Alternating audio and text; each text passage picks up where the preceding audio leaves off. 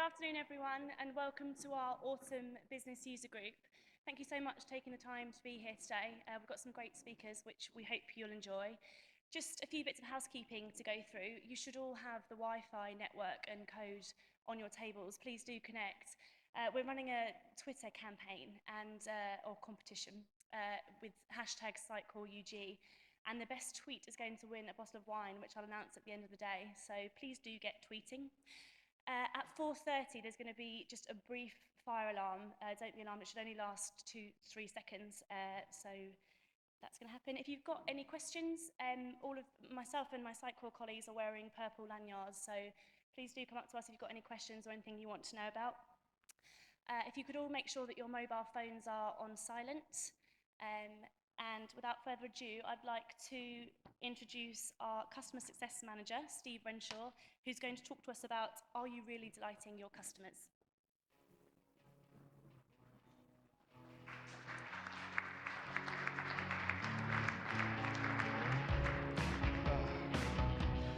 Hello everyone. There's a lot of new faces here this time around, which is great. Just say thank you very much indeed for making the effort to come along today. It means a great deal to us, and we love having these opportunities to mix with you and sort of talk to you about what you're doing, both our customers and partners alike. So thank you very much. It's appreciated. So you probably noticed from the agenda that Simon Etherington was originally going to present the welcome address today. Unfortunately, due to unavoidable circumstances, he can't make it. But I wanted to share with you instead just a little bit of research that we've been looking at and presenting to customers recently, which I think is directly relevant to the sort of stuff we tend to talk about at these events. And it's really about customer satisfaction and loyalty, and actually how that ties into what the Sitecore Experience platform can provide for you. So it's based on a book written by a company called CEB. So some of you may know of CEB. They wrote a book called Challenger Sales. If you've ever been through the sales process with a Sitecore salesperson, you're probably aware of the kind of processes they go through. But they've written a new book called TheEffortless Experience, which is based on a series of hundreds, if not thousands, of interviews with not just customers, but also organizations as well. And the kind of research they did focused on a few different areas, but what it was really looking at was ultimately what keeps customers loyal to an organization. And some of the research they had was quite interesting. So this is one of the reasons I wanted to share that with you today.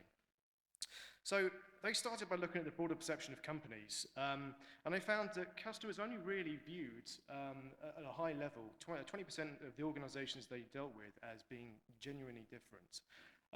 And often the way that different is quantified and classified varies quite a bit from what we previously thought was conventional wisdom. So the questions they asked were, well, what drives customer loyalty? So to what extent does customer service drive customer loyalty? What are the things that customer services teams can do to increase loyalty? And how can they do all that whilst reducing costs as well? Obviously, we're still in an environment where it's still difficult to get big budgets approved for projects. And so what can be done with the tools that we've got to make customer experience and loyalty a higher priority and something we can improve within organizations? And so they looked at three different things. First of all, the experience that a customer has with a representative from the organization they're dealing with. So obviously within Sitecore, we have the Sitecore customer success team, who are essentially your account managers within Sitecore. So when you're looking at those customer service people within organizations that you're dealing with, what kind of quality of service are you getting from them? How much do they know about you? What kind of conversations are you having with them? Generally, how's that one-to-one interaction looking? But they also looked at two other areas which are quite interesting, and first of them was customer effort. So how much effort does it take for a customer to achieve a transaction with you? Within that category, they looked at how many times the customer had to contact the organization, the kind of different channels that they were contacting the organization through, how many times they had to switch channels, and the time ultimately it took to resolve those queries as well. And then they looked at the moments of wow, and this is the above and beyond, the exceeding expectations. So what was the customer being taught by the organization when they had their interaction with them? Were there alternatives being offered? And was there a willingness to go above and beyond and really exceed what the customer was expecting? So this is conventional wisdom. So when they spoke to organizations, they looked at how they viewed customer loyalty. And they thought that if customers had their expectations met by a company, that customer would be slightly more loyal than they would have been otherwise. But they also thought, interestingly, that if you exceeded their customer expectations, then the customer would be exponentially more loyal as well. And actually, that strategy didn't really play out in the conversations they were having with customers.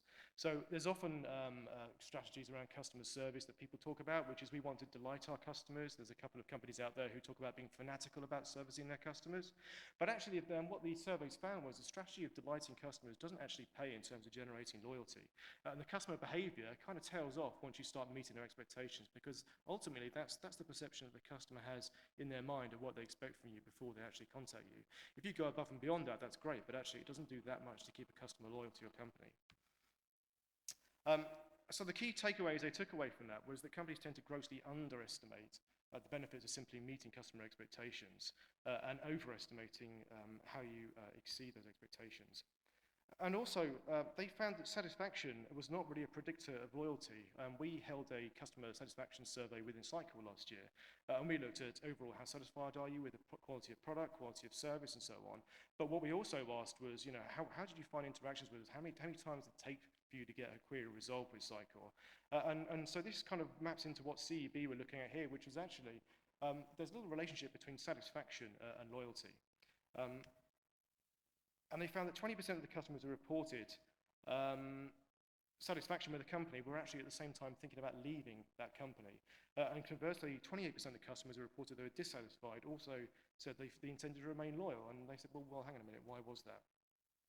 So what they also discovered was the propensity for loyalty was based on simple one-off transactions. So can you answer my question in one single experience? And if you can, you have a propensity to increase that customer's loyalty. If it takes more than 1, 2, 3, 4 plus interactions with your organization to answer someone's question, then they have a much higher propensity to be disloyal and leave you as a customer. And taking that from a word of mouth point of view, the fewer interactions you have on the left-hand side there, for word of mouth means you get a lot more word of mouth out there about you in a positive light. And actually, the amount of negative word of mouth that goes out there, just based on that one experience, is much, much lower. As you move along that graph to the right-hand side there, this is increasing the number of interactions you have. And you can see that actually the positive word of mouth after, say, 5 or 6 interactions is much less. And the number of, the extent of the word of mouth and negative feedback is much higher off the back of those interactions. And then to look at a different way, they have a graph which they call the multiplier, the word of mouth multiplier. And you can see here down the bottom, as we're getting to the sort of 4 or 9 people or interactions they have to deal with through a company to get resolution to their problem, the more likely they are to spread negative word of mouth about you.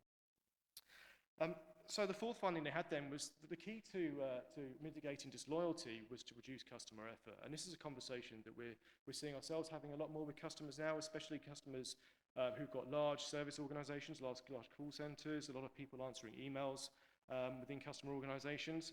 We're trying to work out what KPIs they can put in place for reducing customer effort. They've already got a lot around things like bounce rates, around page views, around dwell time, all that sort of stuff they're already using as KPIs. But actually, as a business, what are they trying to achieve? Well, probably a reduction in cost or redeployment of resources to better service their customers.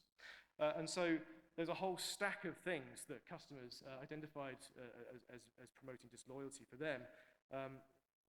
First off was more than one contact to resolve.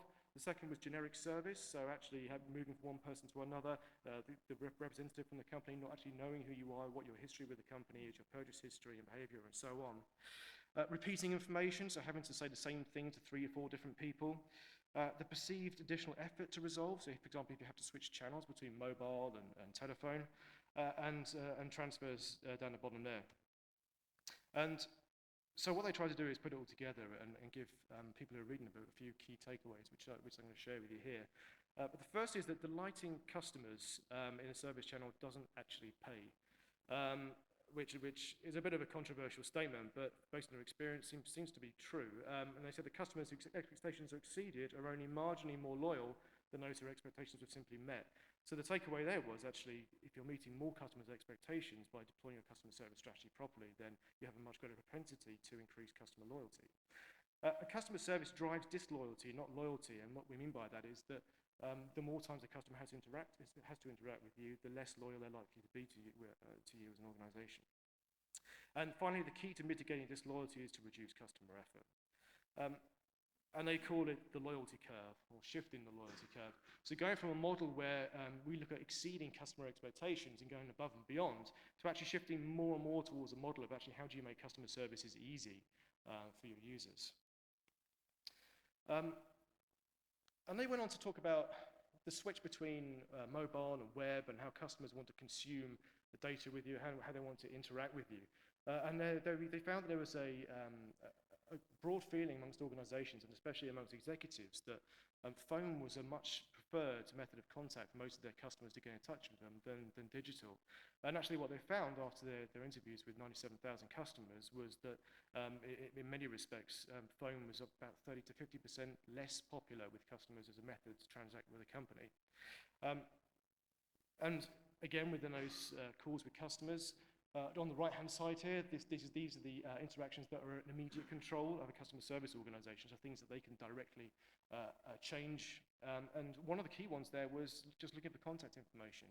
So how many times was a customer looking on your website for contact details for a person or for a department, and how many times do those customers have to then switch onto a phone channel in order to get that information? And you'd think that actually that's probably one of the simplest things an organization to do is put something as simple as contact data on the website. So where does Sitecore come into this, and where am I going with this? Well, it's really about connected experiences. So you've heard us going on about this quite a lot if you've been a customer for a while, and you've probably heard it through the sales pitch if you're fairly new to us as well. But Sitecore is all about connecting those experiences across all those channels. And when we're talking about how do we make the customer interaction as simpler, easier, doing it in one go, and making that experience a pleasant one, well, we do it by connecting all the channels. And Sitecore sits right in the middle of that, alongside all the other technology you have in your stack, such as customer relationship management systems, such as third-party bespoke systems and everything else. You need to have some way of tying up all your customer data. You know who the customer is through every interaction, through every different channel with you. And through customers we're speaking to at the moment, and I'll show you a case study a bit later on after the roadmap presentation, we have customers who are starting to really do that. So to not only share data from the website back into something like a CRM system, for example, but also to share that information back into the website to drive experiences across that channel, and also potentially across tablet and mobile and everything else as well. And what do we mean by orchestrating the customer journey? So again, this is something else that we talk about a lot within Sitecore, is this customer journey, and the fact that it really ties all the way through every single interaction, every single stage that a customer has with you. So not just through the acquisition stage, which is where a lot of customers focus all their energies, but also all right the way through to the retention, growth, and advocacy phases. So actually how you communicating with those users, how you sharing information between the different silos and technologies and teams that are communicating with customers through all those different touch points that you have with them through their lifetime with you. And also, what can we deploy for things like personalization parameters? And again, I'll talk about Leo Pharma in a little while. But how can we share personalization, so whether it's explicit or implicit, share that data not just within Sitecore to drive experiences, but also share it within things like CRM systems, so that when your call center picks up the phone to a customer who's already made a journey through our website, we know what they've been looking at, we know the kind of things they're interested in, what patterns they match, what goals they've converted on, and so on. And even if you don't have a CRM system, we have a new feature within Sitecore Experience platform called the Experience Profile. I don't know, has anybody seen this before? Those of you who are at Symposium may have spotted this. So the Experience Profile is really a nice view of every single customer who's come to visit our website. So the minute we know who a customer is, we can start to collate and connect the data that we're storing about them into one view. So if you haven't got a CRM system, or if you want to enrich the data that you're already holding within your CRM system, you can use the information we're storing within the Experience Profile to help enrich that data you're storing about your customers. So we hold things like which goals they converted. You can see it on the bottom left there, which patterns they matched, based on browsing behavior, based on purchase history. You can see more traditional stats down here about how many visits and the value of visits and everything else that they've accumulated during their time with you. So you have a view there that your teams can already access within Sitecore in the latest version. But what you can also do is share it with CRM systems as well. So for example, within Sitecore, we share information with Microsoft Dynamics. That's our platform of choice. We're a Microsoft partner. But you can see within here, I've got a profile of actually a real customer who I've redacted slightly, hence all the white blocks. But what you're looking at here is the information that we're looking at as an account manager within the customer success team about a customer before we give them a call. So in this instance, we can see all the goals that this particular customer has triggered on our site. So they've signed up for an ECM webinar, they've signed up for a Sitecore 7 webinar. So the next time we pick up the phone to this customer, we can see exactly what they've been looking at on the site. We can go straight into that conversation immediately engage with them and making that experience as quick and painless for them as possible, because we don't have to ask them for the same information they've already given us. We can also have a look at the number of sessions and how recently were they visiting our website, and then we can drill down into that data as well and see, even to the point of which pages they're looking at, what goals are they filling out, what forms are they filling out rather, sorry. What search terms were they using to try and find information on our website. So all this information we're storing within Sitecore is all raw data that we can export. And when we talk about these connected customer experiences and across all these different channels, this is what we mean. We collect a wealth of data within Sitecore about every single user, about every single session they have on the website. And we can share this not only with something like a CRM, but with all these different platforms as well. And this is what drives this connected experience. And just finally, really, why does it matter? Well, there's been a few reports recently. On the screen there, you're looking at a report from Forrester. I think that's my phone, excuse me. What we look at here is a report from Forrester.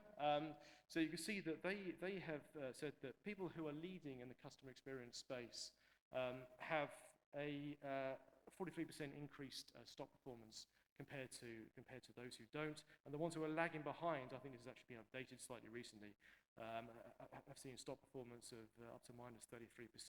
Aberdeen Group, we talked about a double, 2 times customer retention rate for those doing customer experience effectively, 89% retention rate for customers with strongest omnichannel strategies, and that goes back to what I've been talking about through this presentation. And also finally, there's a customers 2020 report that came out last year which said that by the next 5 years, customer experience would be more important than price and product in driving customer loyalty. And that's really why I wanted to hand off to John, who will be talking about how Sitecore is going to enable this and the products and the roadmap and the features that we've got coming up. Before I do, has anyone got any questions on anything I've just spoken about? Good? Okay, and I'm going to hand off to John then.